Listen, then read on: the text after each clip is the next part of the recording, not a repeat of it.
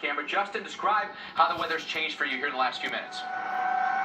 I can tell you in just the last few moments, the tornado sirens are now going off here in Crown Point, and you can see, looking south right now, just how ominous that sky looks as the tornado sirens are now going off. Lightning off in the distance, very large clouds, a lot of energy in the storm that is just moving to the south of us.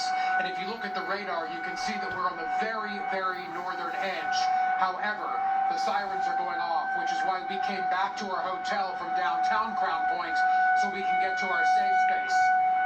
It is definitely a little concerning, but when you look at the radar, we do know that the bulk of this is to the south of us. We have not seen any more than lightning off in the distance and a little bit of a light rain where we're falling right now. However, we do know that just south of Crown Point, down along 65, and the communities south of us are all bracing for what's going to be a major storm coming through. We know tornado warnings continue to be issued to the south of us. Nothing here right now as far as a tornado warning, but I can tell you, senses are heightened here as people in our hotel are all paying attention. We have our safe place identified, and if a warning is issued here, we of course will go in. We're also staying under the canopy here because of the lightning threat that's out there. But as you look at the southerly sky from where we are, you can see just how tumultuous it is and how much power is in that southern sky right there, just to the south of Crown Point, guys. So you can hear the sirens. Listen.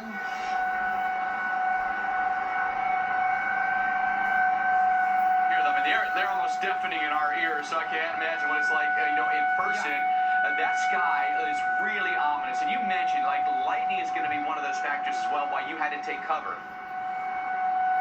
Exactly, and that's why we're not standing out in it right now. And in fact, I can show you, Brad, just pan off to the right really quickly.